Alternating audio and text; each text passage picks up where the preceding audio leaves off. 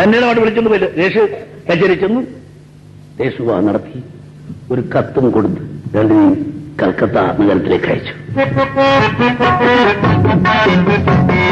ഇഷ്ടകാമുകരുണയായി തീർന്നു പൊട്ടി വീണില്ല ആകാശം. ഇഷ്ടകാമുകരുണയായി തീർന്നു പൊട്ടി വീണില്ല ആകാശം. മതങ്ങൾ നിന്നും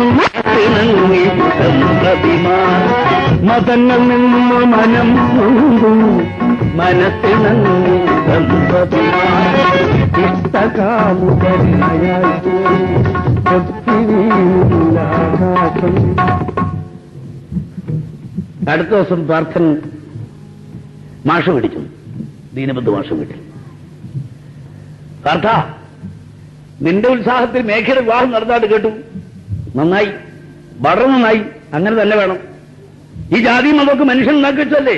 നിങ്ങൾ കമ്മ്യൂണിസ്റ്റുകാർ പറയുന്നതാണ് ശരി. ജാതി മതമൊന്നുമില്ല, മനുഷ്യൻ ഉണ്ടാക്കി വെച്ചാന്നൊക്കെ. ഒരു ജാതിയുള്ളൂ, മനുഷ്യൻ. മാഷെ അങ്ങനൊക്കെ വേണ്ടി വന്നു. ഇതിനിടയ്ക്ക് ആ പെണ്ണ് പുറത്തേക്ക് വന്നു. ദേവകി, അവൾ ഗർഭിണിയാണ്.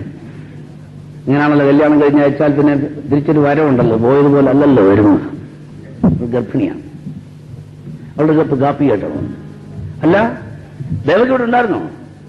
ദേവകി, നിന്റെ ശിശുരാലയത്തിൽ എല്ലാവർക്കും സുഖമാണോ? സുഖമാണ് വർദ്ധേട്ട.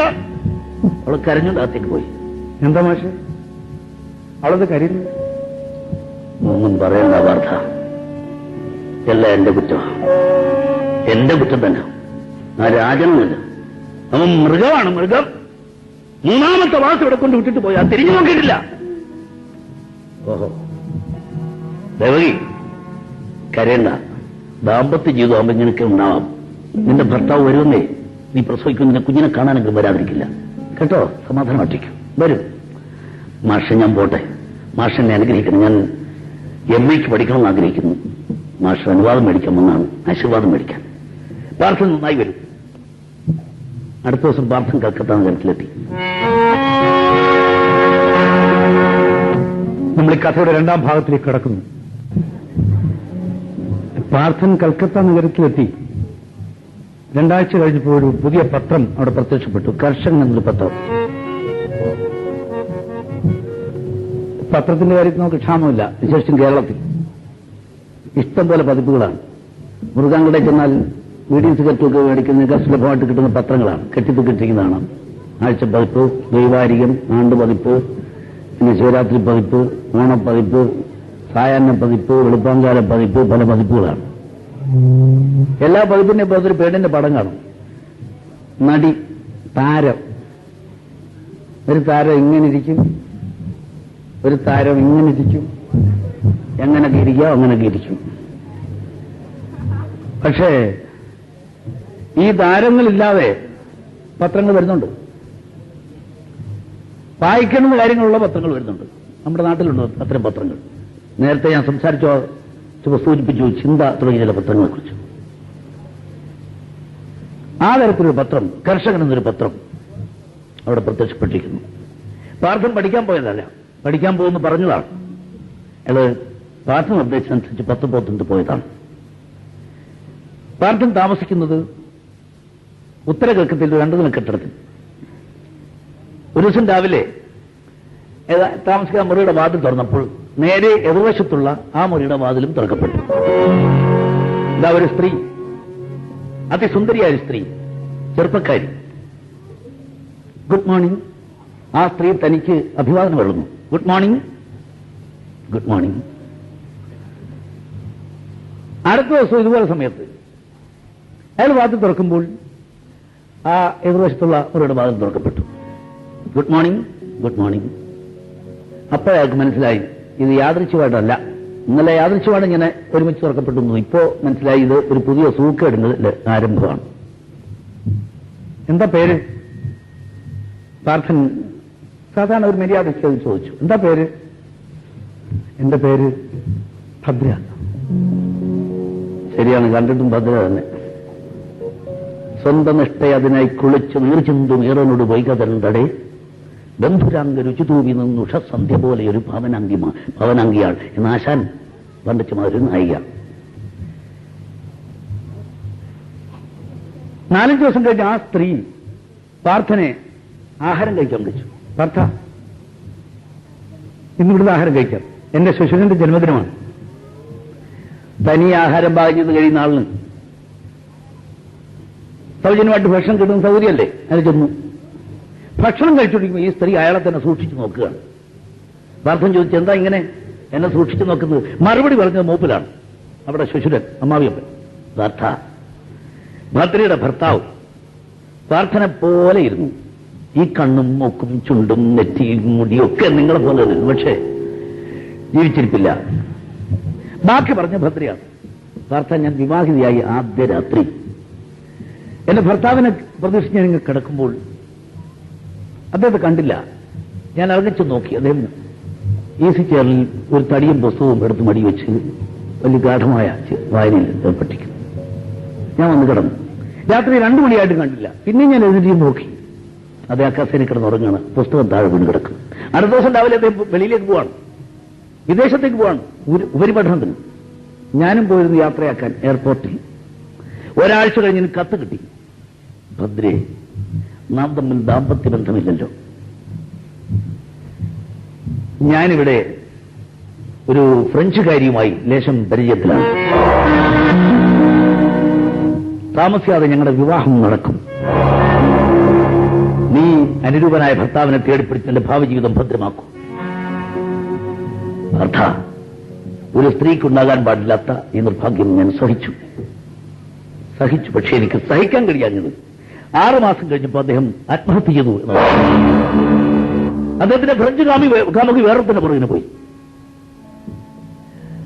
പിന്നൊരു ദിവസം പാർത്ഥൻ അർദ്ധരാത്രി ഇങ്ങോട്ട് കയറി വരുമ്പോ ഭദ്രയുടെ മുറി തുറന്നു കിടക്കുന്നു. അകത്ത് വെളിച്ചമുണ്ട്. അവർ നിലത്തിൽ നിന്ന് എഴുതുന്നു. രാവിലെ അയാൾ ചോദിച്ചു, ഇന്നലെ എന്താ രാത്രി അവിടെ ഇരുന്നവരൊക്കെ എഴുതിക്കൊണ്ടിരുന്നല്ലോ? പാർത്ഥൻ, കണ്ടോ, ഞാൻ കവിത എഴുതാറുണ്ട് ഹിന്ദിയിൽ. അടുത്തൊരു സ്കൂളിലാണ് ജോലി, ഹിന്ദി സ്കൂളിൽ. ചിലപ്പോഴൊക്കെ കവിത എഴുതും, പ്രസിദ്ധീകരിച്ചിട്ടില്ല. ഓഹോ, അപ്പൊ എന്നെ ഒന്ന് സഹായിക്കാവോ? ഒരു ബംഗാളി ലേഖനം തരാം, അത് ഹിന്ദിയിലേക്കൊന്ന് ട്രാൻസ്ലേറ്റ് ചെയ്ത് തരണം, വിവർത്തനം ചെയ്ത് തരണം. ഇതാ ലേഖനം. വായിച്ചു നോക്കിയിട്ട് ഭദ്ര ചോദിച്ചു, ഭർത്ത, നിങ്ങൾ പഠിക്കുന്നല്ലേ പറഞ്ഞു, MA പഠിക്കുന്നല്ലേ പറഞ്ഞത്? നിങ്ങൾ പഠിക്കുന്ന ഒരു വിദ്യാർത്ഥിയല്ലല്ലോ, നിങ്ങൾ കമ്മ്യൂണിസ്റ്റ് പത്രപ്രവർത്തകനാണല്ലേ?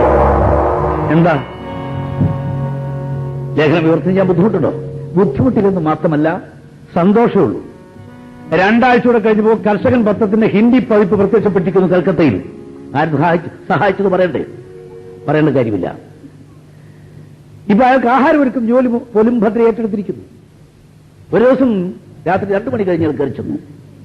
അയാളുടെ മുറിക്കകത്ത് മേശപ്പുറത്ത് ആഹാരം ഒരുക്കി വെച്ചിരിക്കുന്നു. ശബ്ദമുണ്ടാക്കിയാൽ പാത്രമൊക്കെ തുറന്നു പതുക്കെ കഴിക്കുമ്പോൾ തൊട്ടടുത്ത് നിൽക്കുന്നു ഭദ്ര. കൈ കഴുകി മുഖം തുടച്ച്. പാർത്ഥൻ വന്ന് ചോദിച്ചു, ഒരു സംശയമുണ്ട് ഭദ്രയെ, ചോദിക്കട്ടെ? ചോദിച്ചോളൂ. ഞാൻ ആരാണെന്ന് നിങ്ങൾക്കറിയില്ല. ഞാൻ എവിടുന്ന് വന്നു അങ്ങോട്ട് പോകും നിങ്ങൾക്ക് എനിക്ക് പറഞ്ഞുകൂടാ. ഏത് നിമിഷവും ഞാൻ പിടിക്കപ്പെടും. പോലീസിനെ തിരക്കിടക്കാണ്. ഞാൻ ഒളിച്ചടക്കല്ലേ. ചിലപ്പോൾ നിങ്ങളും കുടുങ്ങും. എന്ത് വെറുതെ എന്താണ് ഈ ശല്യമൊക്കെ പിടിച്ച് വലവെക്കുന്നത്? നല്ല ചോദ്യമാണല്ലോ പാർത്ഥ. നിങ്ങൾ ഈ ജോലിയൊക്കെ ചെയ്യുന്നത് സ്വന്തം ആവശ്യത്തിനോ വീട്ടുകാര്യത്തിനാണോ? ആണോ? നാട്ടുകാർക്ക് വേണ്ടിയല്ലേ? പ്രതിഫലം ഉദ്ദേശിച്ചുകൊണ്ടാണോ? ഞാൻ നിങ്ങളുടെ സഹപ്രവർത്തകയാണെന്ന് കരുതിക്കൊള്ളൂ. മറുപടി എനിക്കിഷ്ടമായി, പക്ഷേ എന്റെ സംശയം തീർന്നിട്ടില്ല. ചോദിക്കൂ. സഹപ്രവർത്തകയോ, ഹൃദയം കവർന്ന കൺമണിയോ, പുഷ്പതലങ്ങൾ കൂടിയതല്ലൻ കൽപ്പകം തോഴി, ജനസേവനമാം അഗ്നി പരീക്ഷയിൽ ജയിക്കുമോ തോഴി, നീ ജയിക്കുമോ തോഴി? സഹപ്രവർത്തകയോ, ഹൃദയം കവർന്ന കൺമണിയോ, പതലങ്ങൾ കൂടിയതല്ലം കൽപ്പകം തോഴി, ജനസേവനമാം അഗ്നി പരീക്ഷയിൽ ജയിക്കുമോ തോഴി, നീ ജയിക്കുമോ തോഴി? അടുത്ത ദിവസം എന്നിടയ്ക്ക് വെച്ച് ഒരു വിളി കേട്ടു. ഭദ്രേ, എന്താച്ചാ? മണി 3 രണ്ടുപേരും ഓരോരോ മുറിയിലേക്ക് പോയി. ഈ ടീച്ചർ അടുത്ത ദിവസം സ്കൂളിൽ തിരിച്ചു വന്നപ്പോ അവിടെ മേശപ്പുറത്തൊരു കുറിപ്പ് എഴുതി വെച്ചിരിക്കുന്നു, പേപ്പർ വെച്ചിട്ട് വെച്ചിരിക്കുന്നു, പറഞ്ഞു പോവാതെ. അവളെ നോക്കി, ഭദ്രേ, ഞാൻ കൽക്കത്ത നഗരം വിട്ടു പോവുകയാണ്. യാത്ര ചോദിക്കാൻ പോരുന്നത് തൽക്കാലം നിർവാഹമില്ല. എന്റെ മേൽവിലാസം കർഷക സംഘം ഓഫീസ്, നക്സൽബാരി.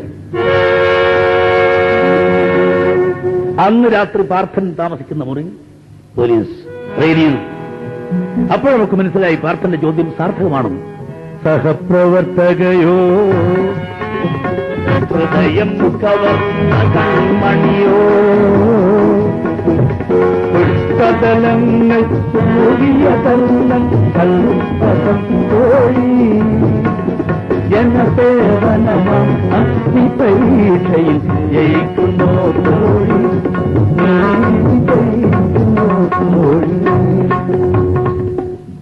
കർഷക സംഘ ഓഫീസിലേക്ക്, നക്സൽബാരി എന്ന സ്ഥലത്ത് കർഷക സംഘ ഓഫീസിലേക്ക് പോകുന്നതിനിടയ്ക്ക് പാർത്ഥൻ സ്വന്തം നാട്ടിലിറങ്ങി. താൾപ്പുക്കൂർ ഗ്രാമത്തിൽ വീട്ടിൽ ചെന്നു. അമ്മയ്ക്ക് വലിയ ഇഷ്ടമായി. മോനെ പാർത്ഥ, നിനക്ക് എത്ര ജോലി തിരക്കുണ്ടെങ്കിലും ശരി, നീ ഒരാഴ്ച കഴിഞ്ഞ് പോകാവൂ. അമ്മയുടെ ആഗ്രഹം പോലെ നടക്കട്ടെ, ഞാൻ ഒരാഴ്ച കഴിഞ്ഞ് പോകുന്നത്. മോനെ, നീ അറിഞ്ഞോ ആ ദേവകിയുടെ കാര്യം വിശേഷം വരും? എന്താണെന്ന്? രാജമെന്ന് വിളിച്ചോണ്ട് പോയില്ലേ? വിളിച്ചോണ്ട് പോയില്ലെങ്കിൽ സാരമില്ലായിരുന്നു മോനെ.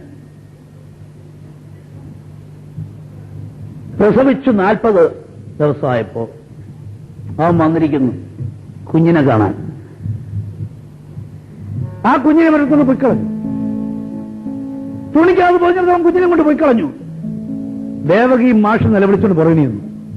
അവനെ കുട്ടിയെ കൊടുത്തിരുന്ന മാത്രമല്ല, ദേവകി മാഷ് ആട്ടി പുറത്താക്കി. അവനൊരു മൃഗമാണ്. അല്ല, അയാൾ ഇങ്ങനെയൊക്കെ ചെയ്യാൻ ദേവകി വല്ല തെറ്റ് ചെയ്തോ? തെറ്റ് ചെയ്തെന്നാ പറയുന്നത്. അവൾ നിനക്കൊരു കത്തയച്ചോ മോനെ? എനിക്കറിഞ്ഞോളൂ, എനിക്ക് കിട്ടിയിട്ടില്ല. അവൾ നിനക്കൊരു കത്തയച്ചു. ആ കത്ത് പോസ്റ്റ് ചെയ്യുന്നതിന് മുമ്പ് ബാഗിന്റെ കൈ കിട്ടിയെന്നാ പറയുന്നത്. ആ പേരും പറഞ്ഞാണ് അവളെ ശല്യം ചെയ്യുന്നത്. നിന്റെ പേരിലാണ് ആ പെണ്ണ് സങ്കടമൊക്കെ അനുഭവിക്കുന്നത്. മക്കളെ, നീ ഒന്ന് പോയി തിരക്കിട്ട് വാ. പാർത്ഥൻ മാഷ വീട്ടിലെത്തി. ഇതാ മാഷോടെ യാത്രയ്ക്ക് ഇറക്കി വരുന്ന പോലെ ഒരു കാളവണ്ടി നിറച്ചെന്തോ സാധനങ്ങളൊക്കെ വെച്ചിട്ടുണ്ട്. അല്ല പാർത്ഥൻ ഇപ്പോ വന്നത് നന്നായി. ഞാൻ കൽക്കത്തയ്ക്ക് പോവുക. ദേവകിയുടെ ഒരു അമ്മാവൻ അവിടെ ഉണ്ട്. അവൾക്കൊരു ജോലി മേടിച്ചു കൊടുക്കാമെന്ന് പറഞ്ഞിരിക്കുക. ഞാൻ അവളെ അവിടെ കൊണ്ടാക്കാൻ പോവാ. ദേവകി, പാർത്ഥൻ വന്നിരിക്കുന്നു. അവളും യാത്രയ്ക്ക് ഒരുങ്ങി മട്ടിൽ ഇറങ്ങി വന്നു. അയാളെ കണ്ടപ്പോഴേക്ക്, പാർത്ഥേട്ടാ, എന്റെ പാർത്ഥ, നീ എന്തിനാ പാർത്ഥേട്ടാ ബഹളം ഉണ്ടാക്കുന്നത്? പാർത്ഥേട്ടാ, ഞാനെല്ലാം സഹിക്കായിരുന്നു. എന്റെ കുഞ്ഞിനെ തിരിച്ചു തന്നാൽ മതിയായിരുന്നു. പാർത്ഥം വിചാരിച്ചതിനെ കുഞ്ഞിനെ തിരിച്ചു കിട്ടുമോ? എന്തിനാ പാർത്ഥനോട് സങ്കടം പറയുന്നത്? ഒന്ന് വണ്ടി കയറ്, ട്രെയിനിന് സമയമായി. പാർത്ഥ, ഞങ്ങൾ പോട്ടെ. ആ കാളവണ്ടി നീങ്ങി. പാർത്ഥൻ കൂടെ നടക്കുന്നു. എല്ലാവരും മേൽവിലാസം എഴുതി കൊടുത്തു. ദേവകി, ഇത് കൈവച്ചോളൂ. അവിടെ ചെന്നിട്ട് എന്തെങ്കിലും ആവശ്യം വന്നാൽ ഈ മേൽവിലാസക്കാരിയെ കണ്ടാൽ മതി. ഭദ്ര ടീച്ചറുടെ മേൽവിലാസം. ആ വണ്ടി ദൂരെ മുളംകൂട്ടത്തിൽ ചെന്ന് പറഞ്ഞു. പാർത്ഥൻ വീട്ടിലേക്ക് പോകുന്നു. ആ പാടത്തിന്റെ വരമ്പത്തോട് പാടത്ത് നെൽച്ചെടികൾ കാറ്റിൽ നൃത്തമാടുന്നു. നെല്ലിൻ ചെടികളെ നിങ്ങൾ നൃത്തം ചെയ്യും ഉന്മതമാം ശീലവായു. ദുഃഖകഥകൾ നീരാവിയോലുന്ന സപ്തവിശ്വാസങ്ങളല്ലോ. നെല്ലിൻ ചെടികളെ നിങ്ങൾ നൃത്തം ചെയ്യും ഉന്മതമാം ശീതവായു. ദുഃഖകഥകൾ നീരാവിയോലുന്ന സപ്തനിശ്വാസങ്ങളല്ലോ.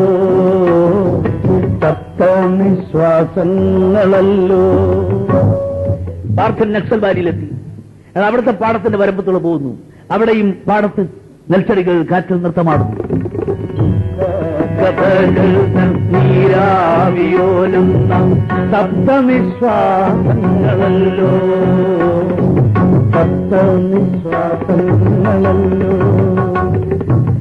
പാർത്ഥബാബു വരൂ വരൂ, എത്ര കാലമായി കണ്ടിട്ട്. കൂട്ടുകാരൊക്കെ അവിടെ, പോലീസുകാരല്ല അവിടെ? നേരത്തെ അവിടെ പരിചയപ്പെട്ട ഒരു കർഷകക്കാണ് ഒരു വാർത്തനെ കണ്ടപ്പോൾ വിളിക്കുകയാണ്. കൂട്ടുകാരൊക്കെ അവിടെ പോയി? പോലീസുകാരെന്റെ കൂട്ടുകാരല്ല, അവരെ അന്ന് തന്നെ ഇവിടെ കൊണ്ടുവന്ന.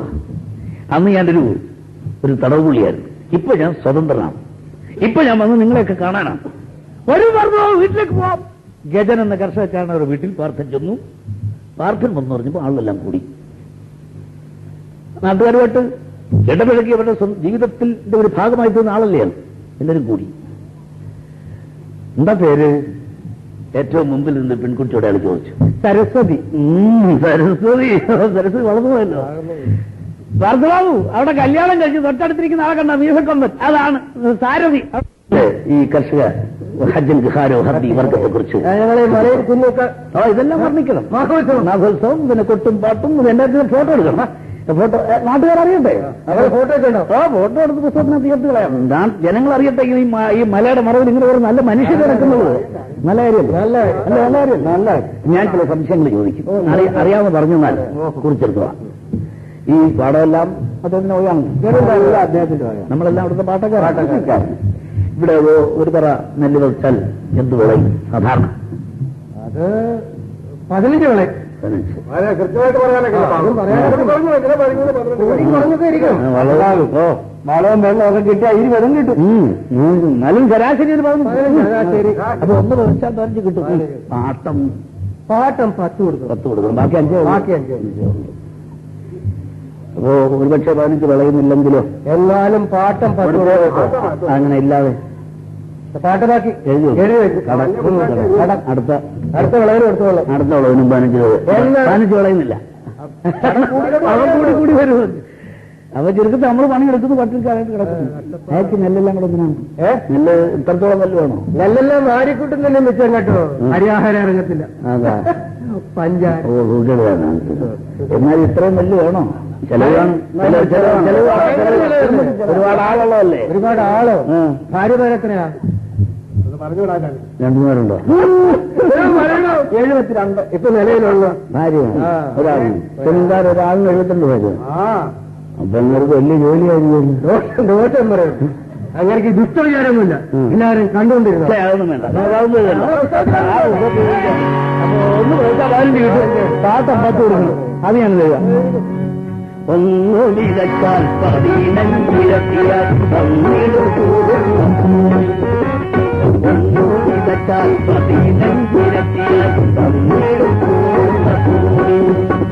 പാട്ടം 15 10 പോയാൽ പാപം പുഴവനും. പാട്ടം 15 10 പോയാൽ പാപം ഒന്നു വിതച്ചാൽ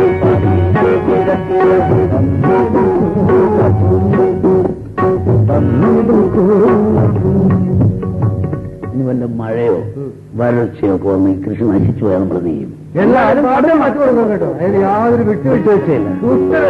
കേറും വരൾച്ചയോ ആരെയോ കൃഷി താറുമാറാക്കിയെന്നാലും കേറും വരൾച്ചയോ മാറിയോ കൃഷി താറുമാറാക്കിയെന്നാലും ദൂരസമില്ലായി പാട്ടമല്ലാഴും പോലും ഉറങ്ങുകയില്ല. ഒന്നും വിതച്ചാൽ 15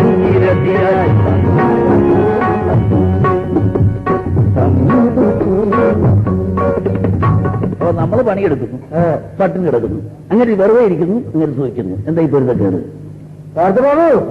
ഓരോരുത്തരുടെ തലയിൽ ഓരോന്ന് ദൈവം ഓരോരുത്തരുടെ തലയിൽ നമ്മൾ കഷ്ടപ്പെടാൻ വേണ്ടി ഉള്ളവൻ ഉണ്ണുമ്പോൾ ഒരു കല്ലേ മനമേന എന്താണെന്ന് വെച്ചിരിക്കുന്നത്. ഈ ഹജങ്കാരോ ഹരിവർഗക്കാരെ കുറ്റം പറയേണ്ട നമ്മളും ഇങ്ങനെയൊക്കെ ചോദിക്കുന്നുണ്ട്. നമ്മളും വിശ്വസിക്കുന്ന നമ്മുടെ തലയിലെഴുത്തുന്ന ഒരു സാധനം ഉണ്ടെന്നാണ്. തലയിലെഴുത്തുന്ന എഴുത്തുണ്ട്. ദൈവത്തിന്റെ കയ്യിൽ എഴുത്താണിയുണ്ട്. എഴുത്താണി നാരായൺ ഇങ്ങനെ അത് അദ്ദേഹം മനുഷ്യന് തലയിലെഴുത്ത് ധരിത്തി. ദൈവം എന്തായിരിക്കും പാവപ്പെട്ട കൃഷിക്കാരന്റെ തലയിലെഴുതിയിരിക്കുന്നത്? നീ എന്നും ജന്മിയുടെ അടിയാളായിട്ട് കിടന്നോ? സഖാവിൽ എന്നെ തിരുത്തി. അദ്ദേഹം ആ എഴുത്ത് തിരുത്തിയിട്ട് പറഞ്ഞു, നീ ഈ ഭൂമിയുടെ ഉടമസ്ഥനായിട്ടിരുന്നോ? ഇന്നു മുതൽ ഈ ഭൂമി കൃഷിഭൂമി കർഷകന്റെ വകയാണ്. 1917 ലെനിൻ അധികാരത്തിൽ വന്നപ്പോൾ ഉണ്ടായ പ്രഖ്യാപനം. തൊഴിലാളിയെല്ലാം മുതലാളിയുടെ അടിയാളായിട്ട് കിടന്നോണ്ടെന്നാണല്ലോ ദൈവം എഴുതിയിരിക്കുന്നത്. സഖാവിൽ എന്നാൽ തിരുത്തി, നീ മുതൽ ഈ ഫാക്ടറിയുടെ ഉടമസ്ഥരായിട്ടിരുന്നുള്ളൂ. ഇതിന്റെ ലാഭം മുഴുവൻ നിനക്കാണ്, മുതലാളിക്കല്ല, മുതലാളിയുടെ പെട്ടിലേക്കല്ല, അത് വീതിച്ച് നീ കൊണ്ടുപോയിക്കോളൂ. ഇങ്ങനെ ദൈവം എഴുതിയെന്ന് പറയപ്പെടുന്ന എഴുത്തുകളൊക്കെ ഒരു മനുഷ്യൻ തിരുത്തിയ മനുഷ്യന്റെ പേരാണ് ലൂയി. ഈ സംഭവം നടന്നിട്ട് 10-67 വർഷമായി നമുക്കറിയാം.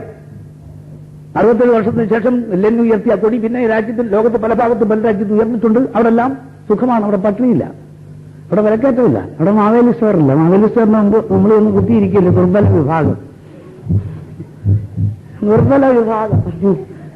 അങ്ങ് വരികയായിട്ട് 2-3-4 കിലോമീറ്റർ ദൂരം വരെ കുത്തിയിരിക്കുക. ഉച്ചയാവുമ്പോ പൊയ്ക്കോ, തീർന്നു, അതിനകത്തുള്ളത് തീർന്നു. കൊടിയും തട്ടി ഇനി കയറിയ ദുർബല വിഭാഗം. അവിടെ ദുർബല വിഭാഗങ്ങൾ അന്തസ്സായിട്ട് കഴിഞ്ഞു കൊടുക്കും. ഇപ്പോൾ പറഞ്ഞ ഈ ചുവന്ന കൊടി അധികാരത്തിൽ കൂടിയായി നിൽക്കുന്ന രാജ്യം. അതുകൊണ്ട് ഇതൊക്കെ മനുഷ്യൻ വിചാരിച്ചാൽ സാധിക്കുന്ന കാര്യങ്ങളാണ്. നിങ്ങളും വിചാരിക്കണം, ഈ പാട്ട ബാക്കി തൽക്കാലം കൊടുക്കരുത്. പ്രാർത്ഥന പറഞ്ഞു കൊടുത്താണ്, പാട്ട ബാക്കി കൊടുക്കരുത്. നിങ്ങളൊന്നും കടക്കാരനായിട്ട് കഴിയല്ലേ, കൊടുക്കരുത്.